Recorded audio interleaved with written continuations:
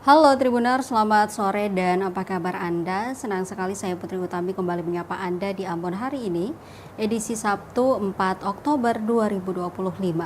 Di mana selama beberapa menit ke depan kami akan menghadirkan sejumlah informasi terbaru dari beberapa daerah di Maluku untuk Anda. Kita mulai dengan berita pertama. Operasi bedah pintas arteri koroner perdana di Maluku, hasil kerjasama RSUP dan RSJPD Harapan Kita. Perdana hadir layanan kesehatan operasi bedah pintas arteri koroner atau coronary artery bypass graft atau CABG di Maluku. Layanan ini dibuka di RSUP Dr. Jelly Mina bekerjasama dengan Rumah Sakit Jantung dan Pembuluh Darah atau RSJPD Harapan Kita. Dua orang pasien jadi yang pertama menjalani operasi itu, yakni Kus Hartono, 73 tahun, dan John Muskita, 43 tahun. Operasi berlangsung selama 3 jam di ruang operasi jantung atau OK jantung dan Intensive Cardiovascular Care Unit. Itu berjalan lancar.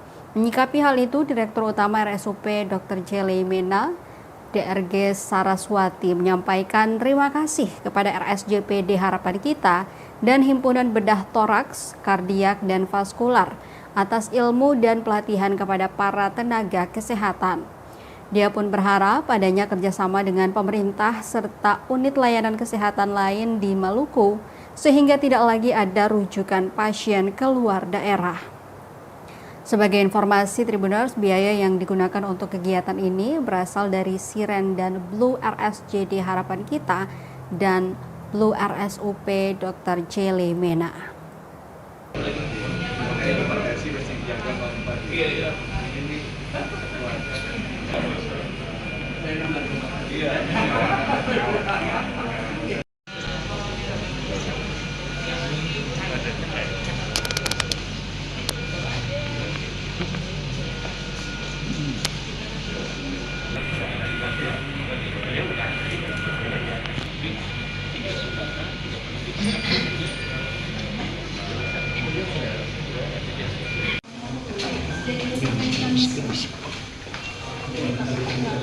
Dokter Sugisman. Dokter Sugisman. Dokter Cahaya mana? Dokter Cahaya dalam ya.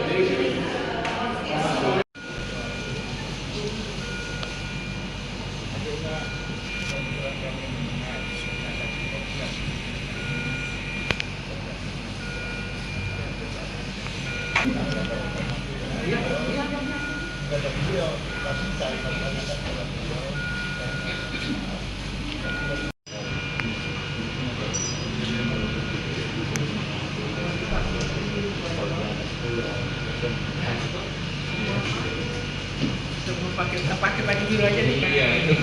Ini mau paling rawan dia. Ini ada di mana? Ini udah turun, tapi ini sudah turun. Di atas aja.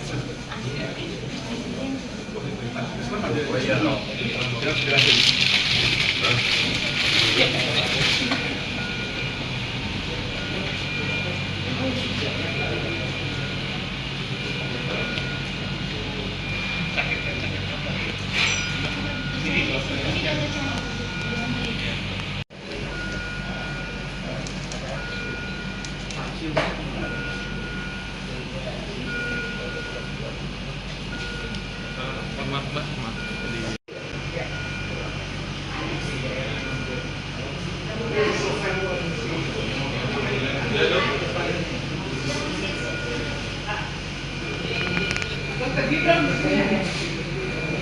Informasi lainnya Tribuners, Bodewin apresiasi diskusi publik KNPI berkaya konsep pembangunan Kota Ambon.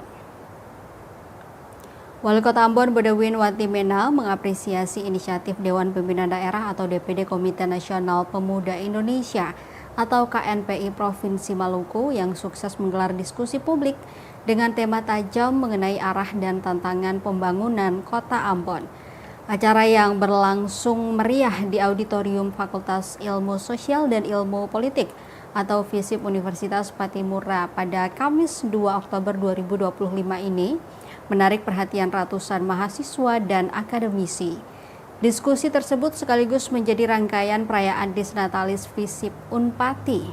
Usai forum diskusi, Bedewin Watimena menyatakan kegiatan ini sebagai forum yang luar biasa, membuka ruang bagi pemerintah untuk masuk dalam lingkungan akademis dan bertukar pikiran. Ia menilai semakin banyak diskusi publik semacam ini, maka semakin terbuka kesempatan bagi pemerintah kota atau Pemkot untuk menyampaikan rencana dan juga mendapatkan umpan balik konstruktif. Wali Kota Ambon menekankan bahwa semua haluan pembangunan Kota Ambon telah tertuang dalam Rencana Pembangunan Jangka Menengah Daerah atau RPJMD, meliputi penanganan sampah, kemacetan, hingga ekonomi kreatif. Namun, masukan dari akademisi tetap dinilai krusial. Sebelumnya, Ketua Panitia Diskusi Publik Mario Kakisina dalam sambutannya mengungkapkan latar belakang dihelatnya acara tersebut. Ia menyoroti penetapan RPJMD oleh Pemkot Ambon dengan skema implementasi 2025-2029 yang semakin mempertegas urgensi pembangunan dan penataan kawasan pesisir Kota Ambon. Hal ini sejalan dengan seruan Wali Kota Ambon sebelumnya saat membuka Lokakarya Integrated City Planning atau ICP pada Kamis 28 Agustus 2025. Kakisina menilai seruan ini mencerminkan komitmen Pemkot yang kuat dalam menata kota yang kemudian diikuti dengan beberapa langkah taktis seperti penertiban kawasan Pasar Mardika dan wacana pemindahan kantor pemerintahan ke daerah Paso. Langkah-langkah ini dinilai efektif membantu mengurai permasalahan kota seperti kemacetan. Meski demikian, muncul pertanyaan publik mengenai durabilitas, daya tahan implementasi, dan sustainabilitas atau implementasi yang terencana dari kebijakan-kebijakan tersebut. Adapun diskusi publik ini diselenggarakan di bawah tema besar Quo Vadis Kota Ambon, arah dan tantangan pembangunan berbasis karakteristik, wilayah, dan keunggulan spasial. Diskusi ini menghadirkan narasumber utama yaitu Wali Kota Ambon Bedewin Watimena didampingi oleh Guru Besar Ilmu Pemerintahan FISIP Unpati, Profesor Yusuf Madubun, dan perwakilan DPRD Ambon Z Pormes. Bagi saya ini forum yang luar biasa. Luar biasa karena apa? Pemerintah bisa masuk dalam aktivitas akademika untuk berdiskusi, menyampaikan ide gagasan supaya semua masyarakat dunia pendidikan tahu apa isi kepala pemerintah kota hari ini. Saya rasa ini peluang bagus bagi kita karena apa? Semakin banyak kami dihadirkan dalam diskusi publik seperti begini, kami bisa menyampaikan secara terbuka apa yang pemerintah mau lakukan untuk kota ini. Dan kalau ada kekurangan, dunia pendidikan, para akademisi, mahasiswa bisa membantu memperkaya konsep pembangunan pemerintah kota. Prinsipnya semua sudah ada. Penanganan sampah ada, kemacetan ada di sana, ekonomi kreatif ada, semuanya ada. Tapi paling tidak masukan-masukan ini memperkuat kami, termasuk ini bagian dukungan, bagian dari bentuk dukungan kalangan akademisi, mahasiswa untuk kami lebih berani lagi untuk mewujudkan apa yang telah disampaikan oleh mereka. Bikin berulang, sama saja. Sampai beta pernah bilang kemudian mau kalian Tuhan turun dari surga sendiri atur kamu supaya jangan berkelahi. Lapisan masyarakat termasuk masyarakat pesisir, kepulauan dan juga komunitas adat. Itu saya. Terima kasih. Baik.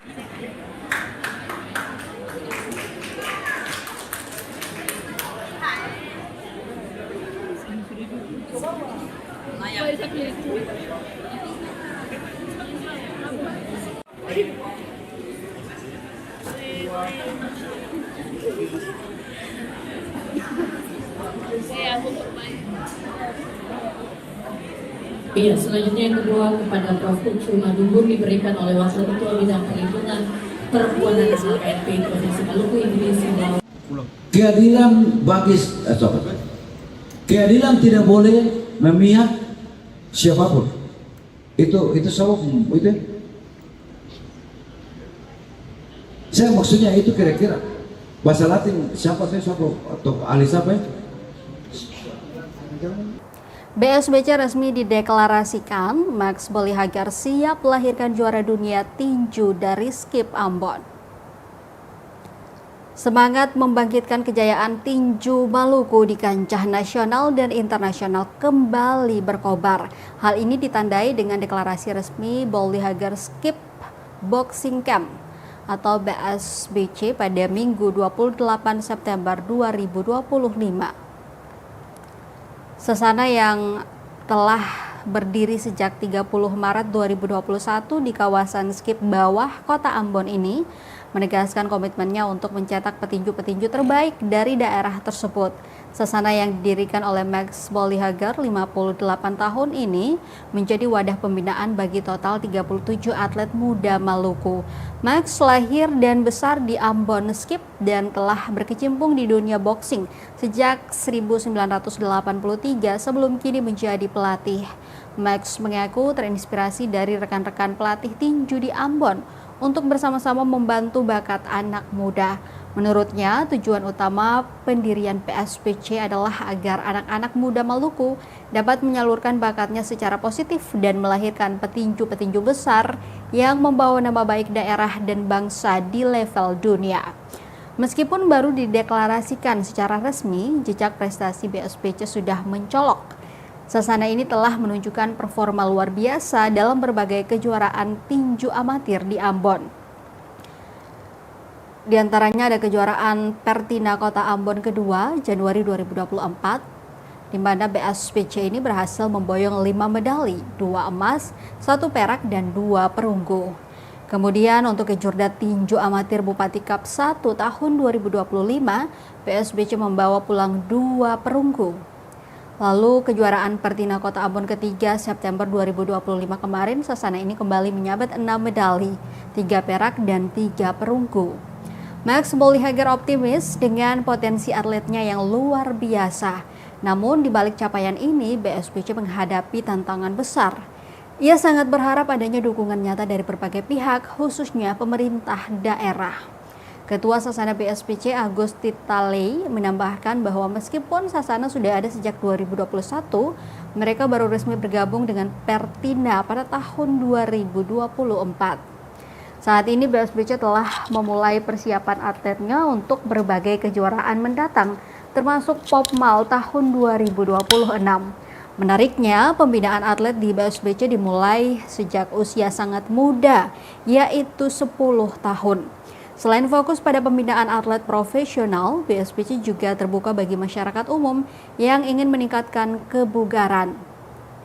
Max Bollihagar juga secara khusus menyampaikan permohonan agar visi besar ini tidak berjalan sendiri. Max juga memohon doa restu dari seluruh masyarakat Maluku agar sasana ini terus berkembang dan menjadi wadah pembinaan prestasi atlet. Saya mengharapkan ada dukungan besar dari pemerintah, Kabupaten Pertina dan wali kota untuk membantu sasana saya agar ke depan bisa membantu membangun petinju terbaik di daerah maupun nasional maupun internasional. Potensi atlet saya kira ada kemampuan karena saya memulai dari mengikuti kejuaraan Pertina Cup 2, terus itu kita juga ada juara. Yang kedua, yang pertandingan kedua di SBB juga ada pulang dengan juara. Yang ketiga juga kita ada dapat juara. Jadi butuh dari petinju-petinju ini ya boleh dibilang kualitasnya juga cukup baik. Ya dengan alat yang seadanya saja saya masih kurang begitu memberikan motivasi karena kita punya pergerakan sama sekali nihil, minim. Jadi kedepannya mungkin ada itu yang saya minta dari mungkin bisa bantu blog, terus Edgar untuk sanksi untuk kedepannya itu bagaimana lebih membangun dan bangkit lebih giat berlatihan. Apalagi anak-anak di bawah umur. Sekarang ketua pembina nih yang dari sebelum buat Pak Pembina kalau boleh di bawah umur 10 tahun ke bawah itu kita mulai start dari 8 tahun sampai 10 tahun itu terus di tingkat umur itu mereka memang perlu karena cepat dan beradaptasi. Kalau umur begitu itu cepat. Kalau sampai ke umur 15, 14 itu berarti sudah lebih matang.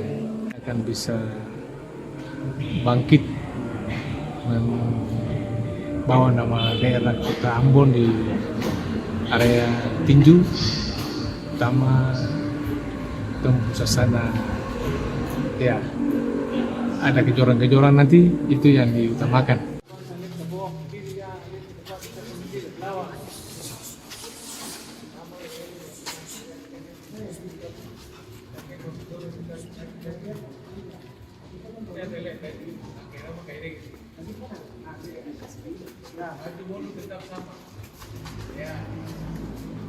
Saatnya kita ke Maluku Tengah, Tribuners. Videotron di Pasar Binaya Masohi tak berfungsi, akibatkan harga pangan berbeda tiap lapak.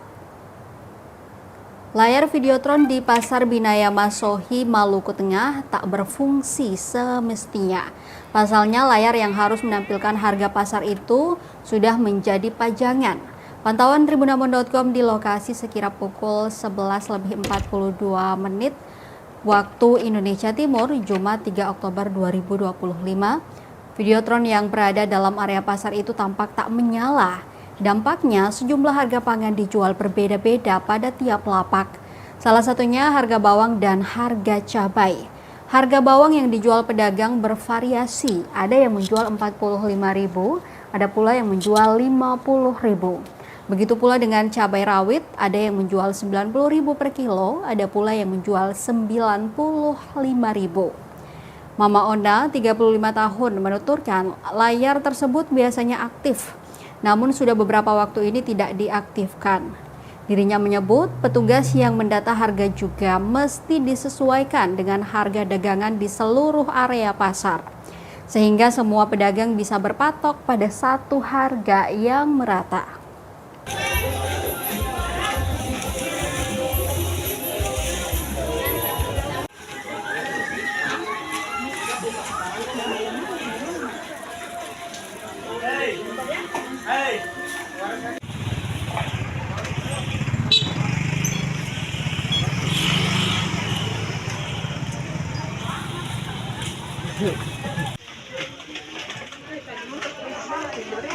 Iya.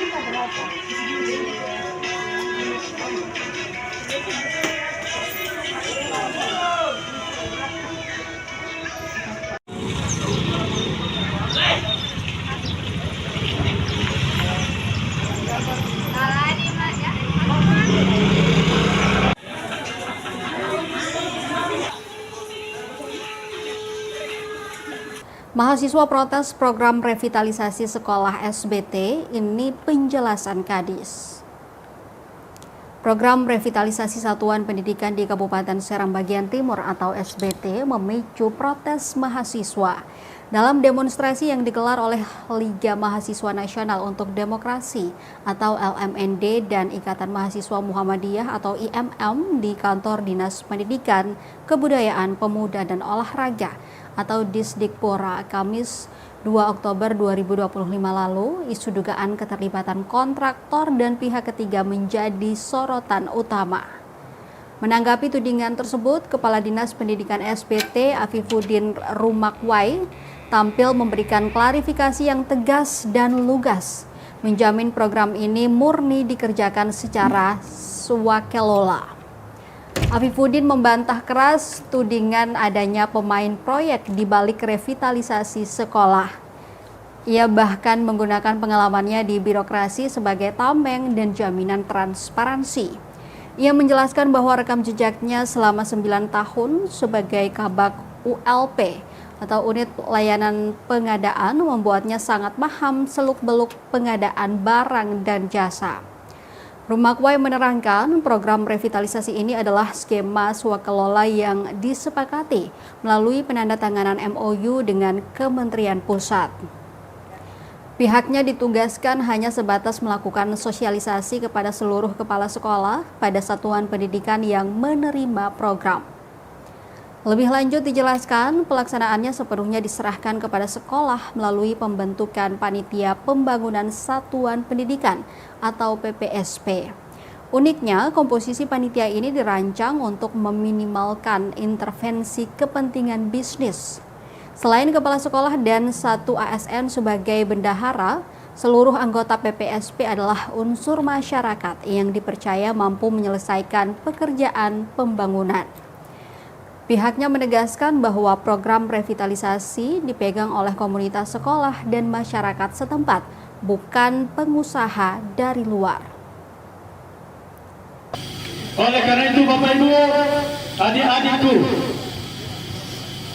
kalau ada cerita soal siapa pihak ketiga atau kontraktor, selaku Kepala Dinas hari ini saya nyatakan itu tidak benar. Saya tahu kalau kontraktor atau pihak ketiga itu siapa. Tentu kalau disebut vendor, penyedia atau kontraktor itu adalah orang per orang yang berbadan hukum atau sekelompok yang berbadan hukum. Kalau benar-benar bahwa ada yang berbadan hukum selaku kontraktor ada di lapangan untuk menyelesaikan pekerjaan ini, sampai detik ini selaku Kepala Dinas belum membenarkan itu, karena dapat dibuktikan bahwa di lapangan sekolah-sekolah penerima satuan pendidikan yang menerima revitalisasi satuan pendidikan itu belum ada kontraktornya. Menyuarakan apa yang menjadi bagian dari aspirasi selaras dengan tema pendidikan kita hari ini, bahwa tema besar Dinas Pendidikan atau Kementerian Pendidikan.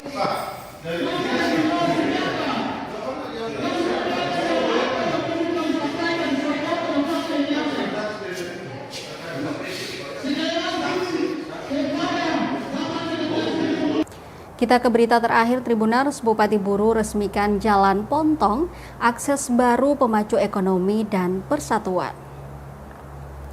Bupati Buru Ikram Umasugi bersama para tokoh adat meresmikan Jalan Pontong yang menghubungkan Kecamatan Mako dengan Wailata pada Kamis 2 Oktober 2025. Acara ini berlangsung di Desa Air Mendidih, Kecamatan Wayapo, Kabupaten Buru, dan peresmian ditandai dengan pemotongan pita oleh Bupati Buru. Disaksikan para tokoh adat, pejabat pemerintah daerah, TNI, Polri, serta ratusan masyarakat yang hadir. Dalam sambutannya, Bupati Buru menegaskan bahwa pembangunan Jalan Pontong merupakan langkah strategis untuk mempermudah akses transportasi antar kecamatan, sekaligus meningkatkan kesejahteraan masyarakat. Dilanjutkan dengan sambutan perwakilan tokoh adat Arifin Latbual yang juga menekankan pentingnya persatuan dalam pembangunan. Kehadiran TNI dan Polri dalam acara ini semakin menegaskan sinergitas aparat keamanan dengan masyarakat, bukan hanya menjaga jalannya acara, tetapi juga menunjukkan dukungan penuh terhadap pembangunan infrastruktur di Buru. Rangkaian peresmian ditutup dengan prosesi pembakaran damar oleh tokoh adat, disaksikan langsung oleh Bupati dan Wakil Bupati Buru. Setelah itu, keduanya bersama rombongan menaiki Jalan Pontong yang baru diresmikan, simbol langkah maju menuju masa depan yang lebih baik bagi masyarakat Buru. Diketahui Tribuners, selama ini akses antar wilayah cukup sulit ditempuh oleh masyarakat setempat, seperti terhambatnya mobilitas barang dan jasa, layanan publik, dan segi ekonomi lokal beserta desa-desa terpencil tidak dapat terhubung langsung dengan kecamatan. Dengan hadirnya Jalan Pontong, warga optimis jalur baru ini menjadi urat nadi penghubung penting yang mempererat hubungan sosial sekaligus mendorong roda ekonomi di Kecamatan Mako dan Wailata.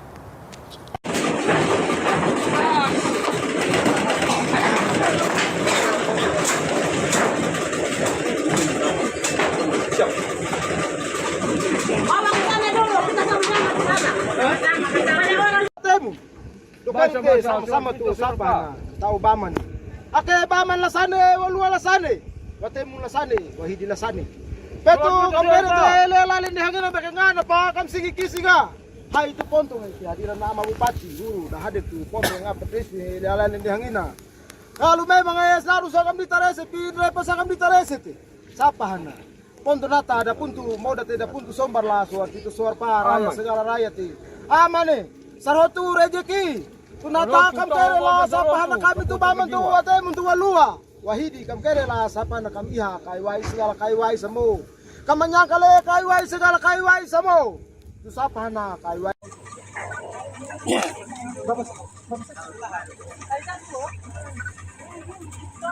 Yang mengucapkan bismillahirrahmanirrahim.